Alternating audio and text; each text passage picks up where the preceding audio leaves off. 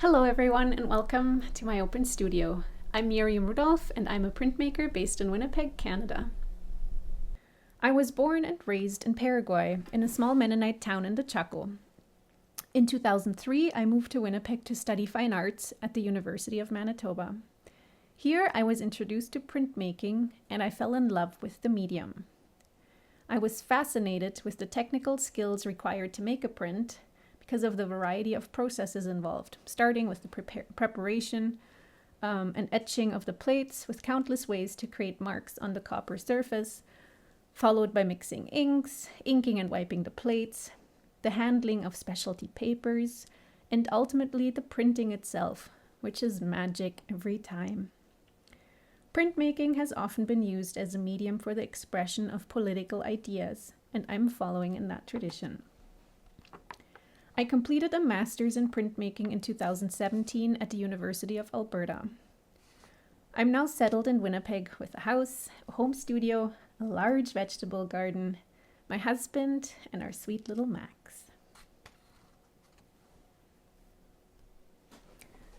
I acknowledge that I grew up on the territory of the Intlit in the Paraguayan Chaco, and that I currently live on Treaty 1 territory, the original lands of Anishinaabe, Cree, Ojibwe, Dakota, and Dene peoples, and on the homeland of the Métis Nation. I loved growing up in Paraguay, and I had a happy and carefree childhood. I'm well aware that I had a privileged life. My dad was German, a language arts teacher at the local Mennonite high school in a small rural town. He traveled a lot with us through parts of South America and Germany. Having also studied history, he loved museums, and every trip and summer holiday included several museum visits in pretty much every city we went to. Today, of course, there is much debate about the provenance of collections and the circumstances of their acquisitions, providing ample opportunity to engage with our colonial histories and perhaps giving us a chance for dialogue and reparations as our understanding and thinking changes. I was thrilled when I was approached by Laura from the British Museum to ask if I was interested in doing an artist residency to create an artistic response to their Paraguay collection. The collection consists of Indigenous artifacts collected by British Anglican missionaries Seymour Hawtrey and Wilfrid Barbrook Grubb at the turn of the 20th century. Since I wasn't able to go to London and access the objects in storage in person due to the outbreak of the COVID-19 pandemic, the London team photographed and uploaded the images of all the artifacts. There were tools, ornaments, and ritual objects. I struggled to connect with the artifacts that appeared on my computer screen. They belong to a different culture and time that I have little personal knowledge of. Nonetheless, I was very curious about their story and their current existence in storage.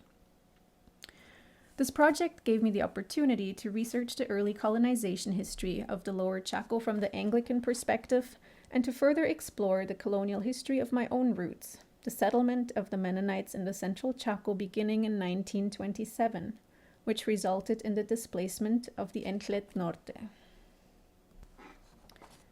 For me, these artifacts are the starting point to question history. What does the collector, Wilfrid Barbrook Grubb, tell us about the objects and his time in Paraguay? What do Indigenous voices have to say about their past and present? What do my own people, Mennonite settlers, tell about their arrival and settlement in the Chaco? Whose experience, whose history is being told, preserved, taught, and perpetuated?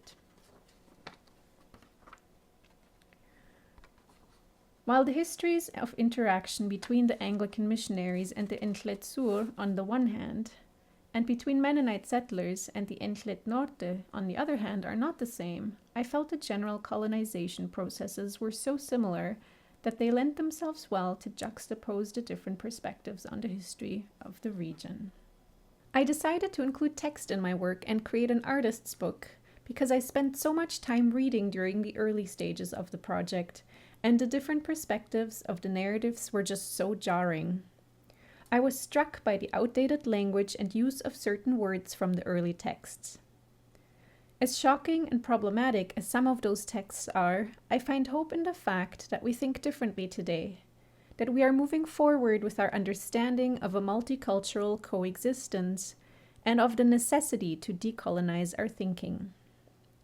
I found many texts profoundly moving because they changed my own understanding of my history and helped me make sense of things I have sensed before but didn't have the words to express.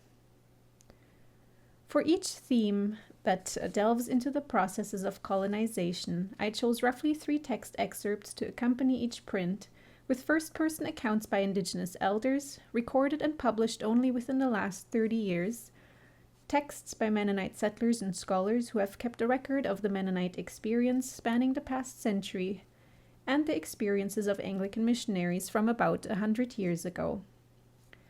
The text excerpts are printed in color to form a visual thread throughout the reading that connects them visually and conceptually with the images. Please let me present the result of this artist's residency. A museum case. A collection of prints and texts.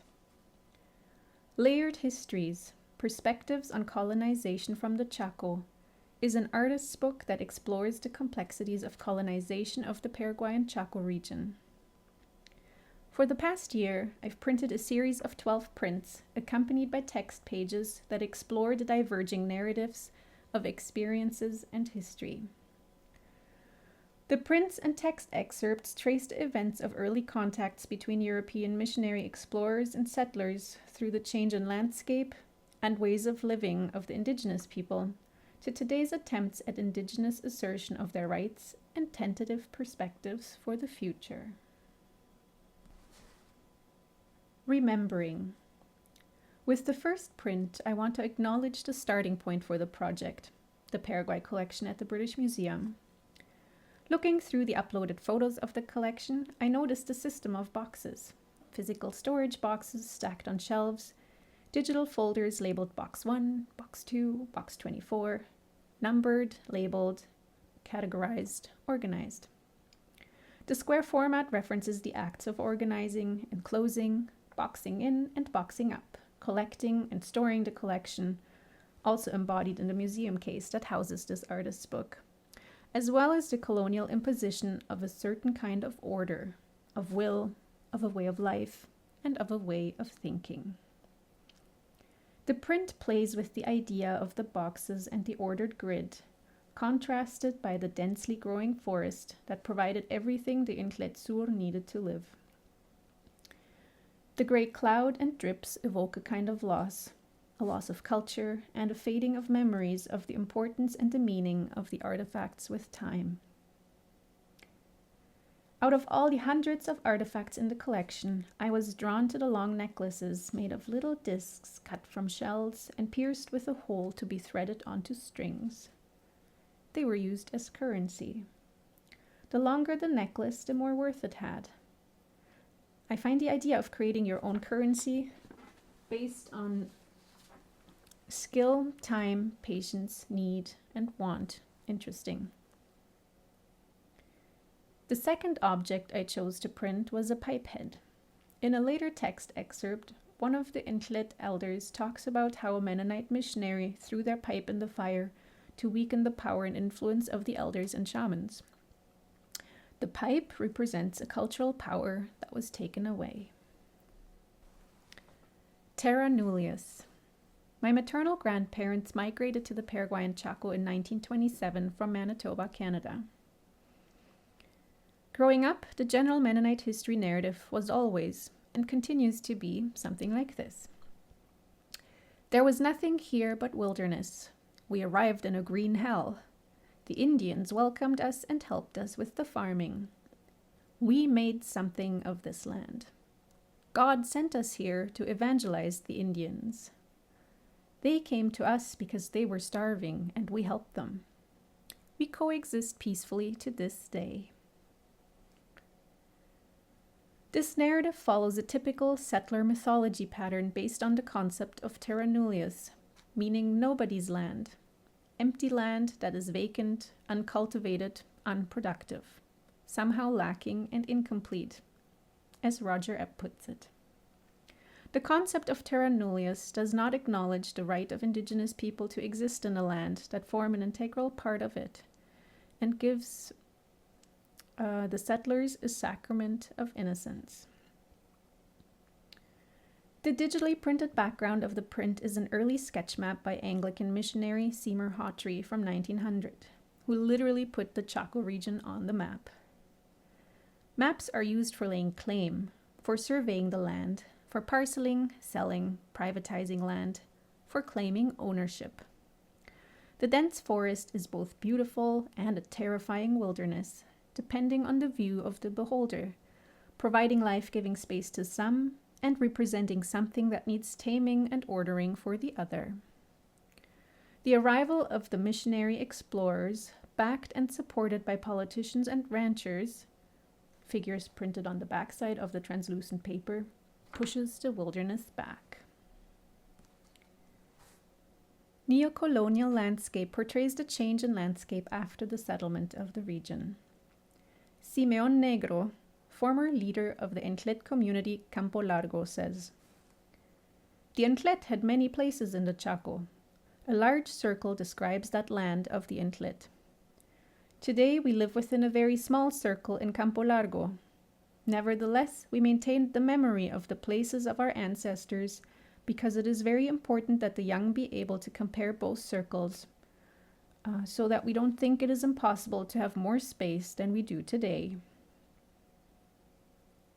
In my print, a large circle of forest shines through from the backside of the paper, while only a small section of forest remains in the landscape of fields and pastures. Kelvin Redekop, Mennonite sociologist, writes, "A plane ride over the Chaco impresses the observer with the vastness of the area and the degree to which it is forested and undisturbed. But suddenly the sweep of the eye over the flat topography is broken by a man-made ordering of the environment. Abruptly, the forest gives way to cleanly cleared fields, geometrically laid pastures and roads, orchards, farmyards, villages, and towns."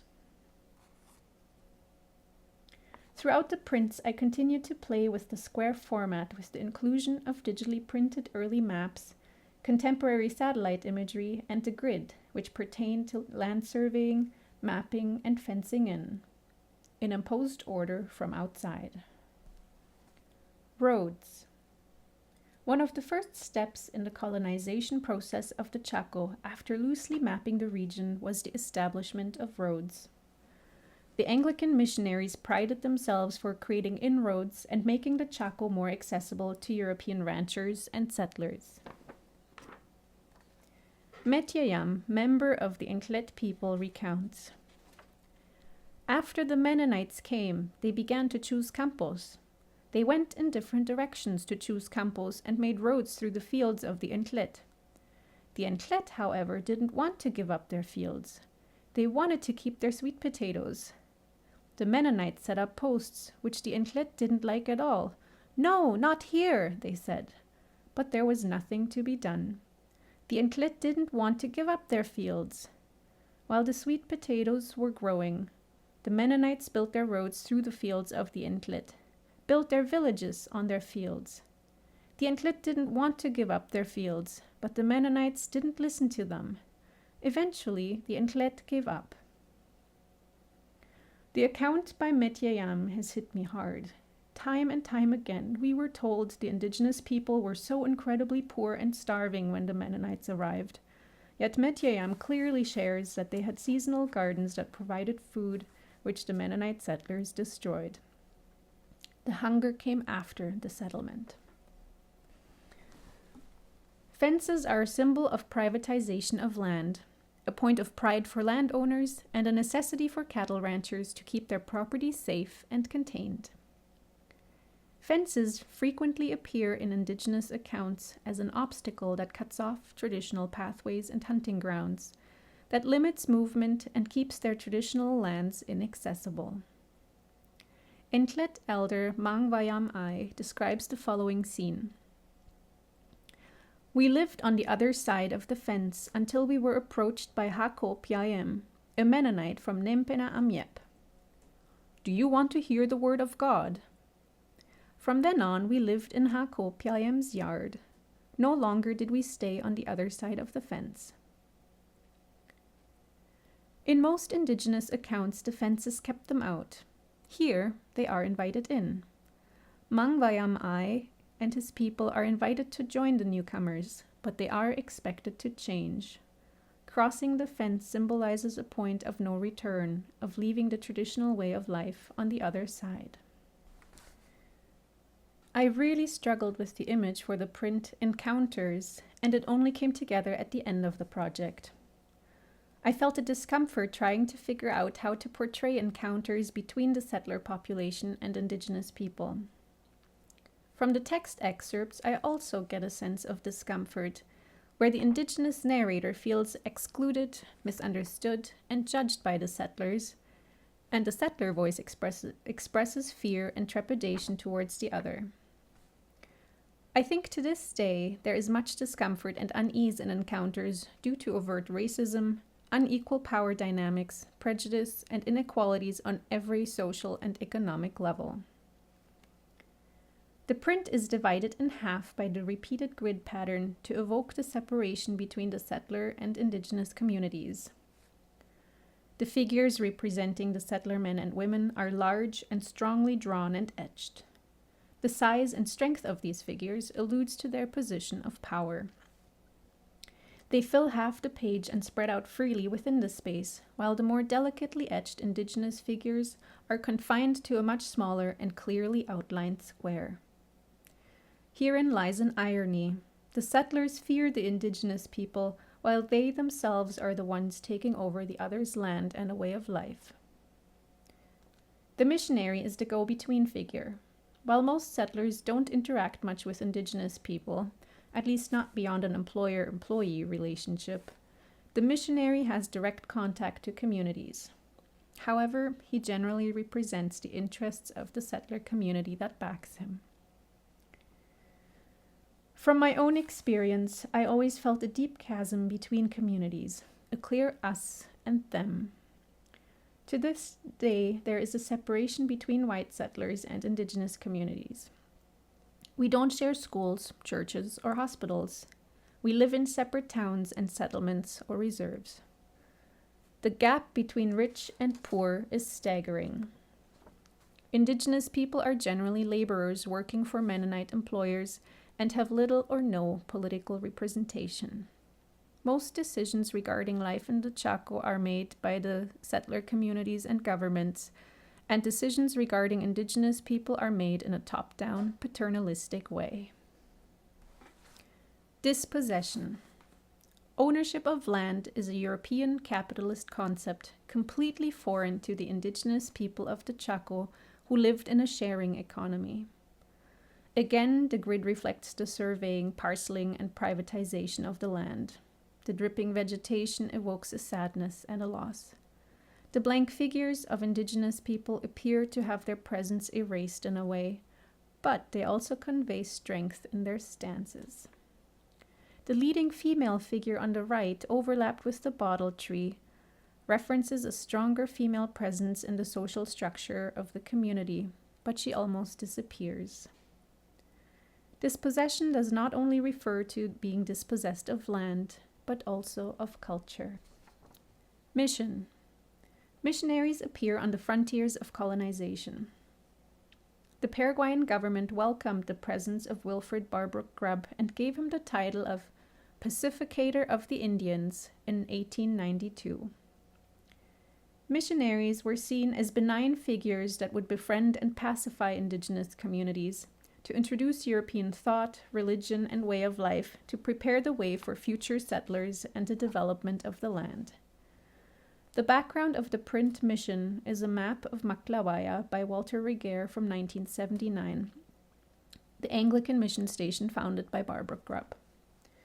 To the left is an outline of the mission buildings. To the right, on the other side of the road, are two neat rows of cottages for the indigenous inhabitants surrounded by farmland. I picked up on the rows of houses and printed several models of cottages in 2 rows in my print. The indigenous figures are confined within one small square. The preaching missionary is lecturing in the bottom left corner, backed by the interests of a politician and a settler. There is a physical space between the missionary and the group that alludes to the distance between them. The print exploitation depicts a large cattle herd pressing forward that dominates the image. Cattle ranching has taken over large parts of the Chaco and contributes to the displacement of indigenous communities. Also, indigenous laborers are frequently employed in the cattle ranching industry. They build the fences, they tend to the cattle, they work on maintaining the pastures by clearing bush and brush. They also predominantly work in the meat processing plants, and as far as I know, most of this is done for minimum wage. While there are labor laws in place now, when the settlers first arrived, much of the work for the Mennonites was done in exchange for food or clothes. The settler community prides itself very much for their work ethic and all they have achieved in building a lucrative export industry of beef and dairy that has brought them a high living standard. However, the success and wealth has been achieved through the exploitation of cheap indigenous labor throughout the past 95 years. Wilfred Barbrook Grubb writes in 1910, "The Indian, for the next generation or so, must be content to earn his living by manual labor. While we impress upon him that we regard him as a fellow man and brother, we at the same time leave him under no misapprehension as to his place in the world being a humble one until such a time as, in the course of evolution, he is qualified for a higher plane." Loss. The losses indigenous people in the Chaco have experienced throughout the colonization process are unimaginable to me. A loss of land and territory, a loss of home, a loss of culture, a loss of a way of life, a loss of a sense of identity, a loss of autonomy, of freedom, a sense of power, a loss of an understanding of the world. This was a difficult piece to do. I am keenly aware that I am attempting to express someone else's experience, and the portrayal of a kind of victimhood can be problematic. But I believe that feeling empathy for others' losses is an important process towards understanding. To me, acknowledging the losses and wrongdoing is an essential step towards any kind of reconciliation and healing process. Hans Wiens writes that Mennonite missionary Dietrich Lepp, a young zealous worker, wanted to eradicate shamanism and sorcery. He forbade the medicine men to work at the mission stations. As soon as he heard their singing, be it day or night, he went there and told them to stop. In Disruptions, a large group of indigenous figures is marching and blocking a road. The repeated layering of the figures darkens the tone and helps to give them a stronger presence. Now the positions are reversed from previous prints. The indigenous figures take center stage and fill out a large portion of the image. The figures of politicians and settlers are pushed to the corner and forced to watch and act. This print is based on a protest in 2015 by members of the Encletsur and Sanapanak community of Sakmok-Kasek, which ultimately resulted in the restitution of a portion of the ancestral lands with the backing of a ruling by the Inter-American Court of Human Rights. To me, this protest symbolizes a direction of thinking that interrupts colonial patterns. It shows that different ways of thinking, acting, and being are indeed possible. I wanted to end my book on a somewhat hopeful note, with a view to a future that might be more just and equitable for everyone.